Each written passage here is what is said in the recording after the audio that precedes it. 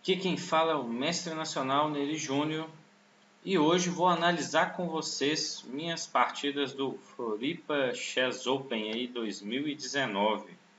Então vamos lá, a partida da primeira rodada.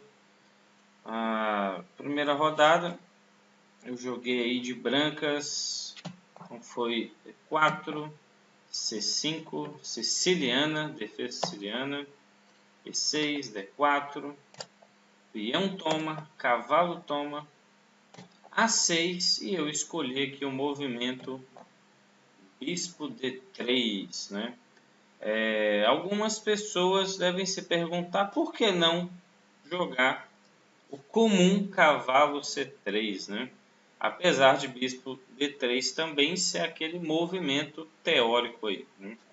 A minha ideia é simplesmente fugir daquelas linhas típicas que podem vir futuramente me incomodar, como exemplo, movimento aqui de dama C7.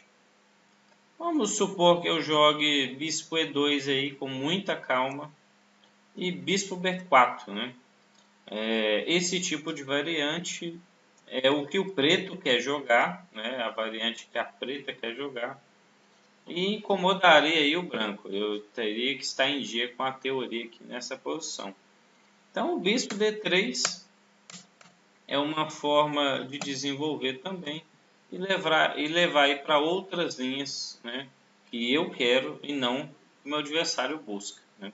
O bispo D3 é uma forma de desviar dessa eventual cravada aí meio incômoda ao branco, né. Mas ambas posições são jogadas. O adversário seguiu com cavalo C6, eu troquei, D toma, roque.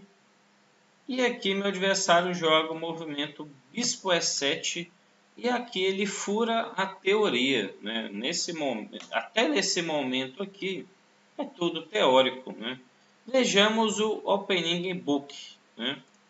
Então, nesse momento aqui, segundo o book, nós temos vários movimentos de preta, né? Eu mesmo aguardava um movimento E5, não só por ser teórico, mas a ideia do movimento E5 é dar uma liberdade ao bispo que se encontra preso. Olha que interessante. O bispo está preso pela própria cadeia de peão. Os próprios peões pretos estão prendendo o bispo.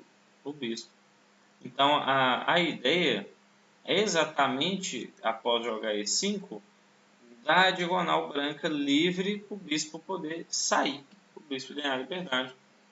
O meu adversário estranhamente jogou um bispo E7. Dentro dos meus conhecimentos teóricos, zerou, né? Eu realmente não aguardava esse tipo de jogada. E aqui, pessoal, um grande conselho para todos, né? Quando você estiver jogando sua partida, você tiver ali as suas jogadas, digamos que teóricas, ou jogadas conhecidas, não precisa de ser questão teórica, profunda assim. Vamos supor que as jogadas que você está aguardando que aconteçam. Todas as vezes que seu adversário fugir dessas jogadas, é o momento exato de você refletir, o momento de você pensar. Então, você quer um torneio lá de 1h30 com 30 segundos de incremento, era o momento ideal de gastar pelo menos alguns bons minutos tentando encontrar uma boa réplica para esse movimento. Eu joguei aqui o lance E5 exatamente como um movimento bloqueador daquele avanço de E5 que o preto deveria ter jogado. Então, já que ele não jogou, ele jogou bispo E7, quem jogou E5 foi eu, bloqueando aí o bispo dele por mais alguns movimentos.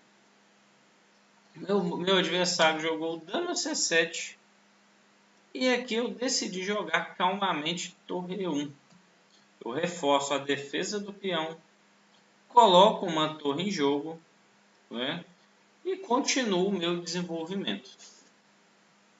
Ele jogou bispo C5. Aqui ele já está quebrando algumas regras da abertura. Aqui, digamos que foi de forma necessária. Após bispo E7 5, ele tem que retirar o cavalo. Porém, se o cavalo sair para H6, uma jogada muito fraca, eu já teria a réplica bispo toma h6, g toma h6 com fortes debilidades aí na posição do preto, né? Muitas fraquezas aí para o preto já se preocupar logo nos primeiros lances. Nós estamos no movimento 10 e o preto já está tendo aí os peões fracos aí, né? Fraquezas a longo prazo.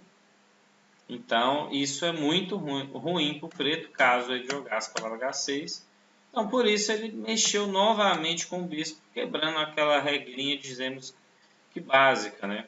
É só uma regra para direcionar. Em alguns momentos, não há problema algum mexer duas peças na abertura, né? Então, aqui foi necessário.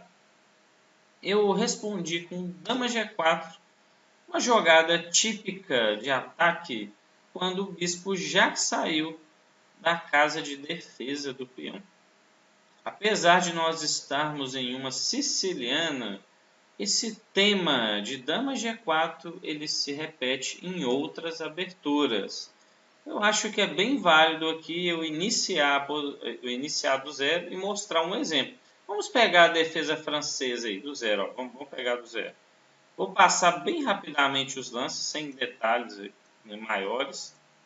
Defesa francesa, cavalo C3, bispo B4 e observem que o bispo também saiu da defesa do peão.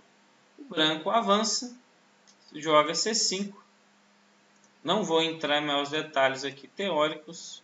Peão toma, cavalo E7 e o branco também responde com aquela ideia do dama G4, como aconteceu na nossa partida aqui de siciliano.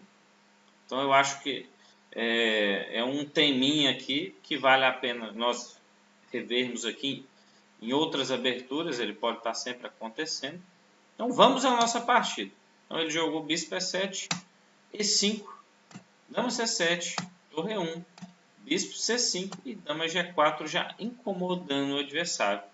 E o dama G4, ele coloca o adversário em xeque, assim, digamos. O adversário vai ter que tomar uma decisão quanto a esse peão. Ou eu vou debilitar, né, mexer na estrutura de peão. Então nós chamamos aqui de debilitar a estrutura, enfraquece a estrutura aí. Ou nós vamos ter que, infelizmente, voltar o bispo horrivelmente, que eu acho que não seria uma boa jogada, ou mexer o rei, que também seria duro de fazer, né? Uma jogada dura de perder o roque para ficar defendendo um peão. Então, meu adversário jogou G6, jogou F6, eu aguardava o movimento G6, eu aguardava esse movimento, apesar das debilidades na posição. As casas pretas ficam bem fracas. Ele jogou um F6 para minha surpresa. F6, infelizmente, para ele aí foi um lance fraco e levou um golpe imediatamente. Eu faço bispo toma H7. Então, para minha felicidade, digamos aí, né, na primeira rodada, já fazer um golpe de início já te dá uma tranquilidade, assim, porque é uma vantagem. E a primeira rodada de qualquer torneio é um momento mais tenso, que você quer ali conquistar o ponto, você não quer tropeçar, né? Porque um torneio muito longo como o Floripa, vocês vão ver ao decorrer das partidas que eu vou mostrar, e 10 partidas, naturalmente tem aqueles tropeços, né? Então, nesse momento eu sei que eu já estou caminhando para a vitória. Simplesmente, bispo toma H7, se torre toma, dama cheque, e o branco ganhou material, né? Então, após bispo toma H7, meu adversário jogou F5, fechando a posição, foi o melhor lance, eu considero. Dama G3, eu defendo da ameaça mantendo a mesma ideia caso a torre capture o bispo. Eu mantenho a mesma ideia. Então, ele jogou F5, eu recuei a dama para G3, cavalo H6, e nesse momento eu realizo uma troca, né, de bispo toma H6. A ideia é a seguinte: caso a torre capturar o bispo, segue o mesmo golpe todo momento acontecendo a mesma ideia. E esse cavalo também é uma peça perigosa, por isso que eu estou capturando ele. Ele tem possíveis pulos para a casa G4, criando problemas para o branco, né? Naturalmente, se ele joga o cavalo em G4, o bispo de H7 pode estar caindo também. Então, aqui eu estou utilizando até aquela regra básica, né? Ganhei uma vantagem material, vou encaminhar a partida para um final. Então, a partir do momento que eu ganhei um peão com esse bispo captura H7, eu já caminho a partida um pouco para o final. Eu sei que existe um rei exposto e eu posso aproveitar esse rei exposto. Então, às vezes nem é tão interessante já caminhar para o final. Mas trocar aqui e eliminar possibilidades do adversário, acredito que seja uma decisão correta. Então, bispo toma H6, G toma H6, bispo G6 cheque, porque agora meu bispo está caindo duplamente. Ele rei F8 e eu jogo bispo H5 também, considero necessária a jogada, porque nesse momento eu estou levando um torre G8 na linha da minha dama. E é um movimento muito perigoso eu deixar acontecer esse tipo de coisa. Então acabei jogando após rei F8, bispo H5 para não levar aquela cravada na dama. Então ele jogou torre F8, torre G8, dama F4, dama G7 ameaçou mate, né? Por isso que nunca pode relaxar. Eu recuei o bispo para F3, bispo D7, cavalo C3, terminando o meu desenvolvimento de peça, tecnicamente conectando as torres. Ele torre em E8, eu torre de AD1. Nesse momento eu termino de colocar todas as minhas peças na partida. Então eu consegui concluir minha fase da abertura aqui com sucesso, né? Terminei meu desenvolvimento, ganhei um peão. Meu adversário ainda ficou com o rei exposto. Nesse momento ele joga bispo C8, defendendo o bispo dele. Apesar de estar defendido pela dama, não é bom ficar deixando essa peça aí escrava. Eu joguei nesse momento H4. A ideia do movimento H4 é a seguinte: meu adversário gostaria, antes do bispo C8, jogar dama C5 G5 para trocar as damas. Por que seria interessante para o preto trocar as damas mesmo com o peão a menos? Né? A ideia do preto em trocar as damas é retirar peças atacantes do branco, já que o rei está exposto. Então, o movimento bispo C8 é um movimento que defende o bispo e a preta ameaça imediatamente dama G5 com ideias de trocar a dama.